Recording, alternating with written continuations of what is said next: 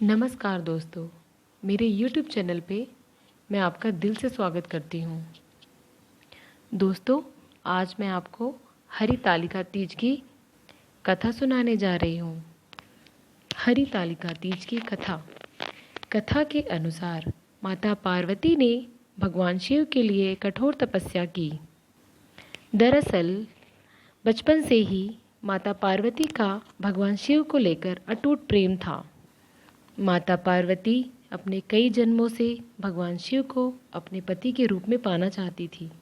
इसके लिए उन्होंने हिमालय पर्वत के गंगा तट पर बचपन से ही कठोर तपस्या शुरू की। माता पार्वती ने इस तप में अन्न और जल का त्याग कर दिया था।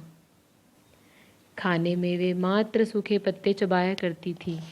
माता पार्वती की ऐसी हालत को देखकर उनके माता पिता बहुत दुखी हो गए थे। एक दिन देव ऋषि नारद भगवान विष्णु की तरफ से पार्वती जी के विवाह के लिए प्रस्ताव लेकर उनके पिता के पास गए। माता पार्वती के माता और पिता को उनके इस प्रस्ताव से बहुत खुशी हुई।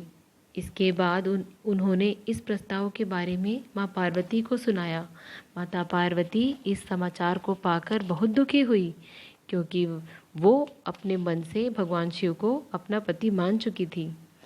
माता पार्वती ने अपनी सखी को अपनी समस्या बताई। माता पार्वती ने यह शादी का प्रस्ताव ठुकरा दिया। पार्वती जी ने अपनी एक सखी से कहा कि वह सिर्फ भोलेनाथ को ही अपने पति के रूप में स्वीकार करेगी। सखी की सलाह पर पार्वती जी ने घने जंगल में एक गुफा में भगवान शिव की आराधना की। भाद्रपद तृतीया शुक्ल के दिन हस्त नक्षत्र में पार्वती जी ने मिट्टी से शिवलिंग बनाकर विधिवत पूजा की और रात भर जागरण किया। पार्वती जी के तप से खुश होकर भगवान शिव ने माता पार्वती को पत्नी के रूप में स्वीकार कर लिया था।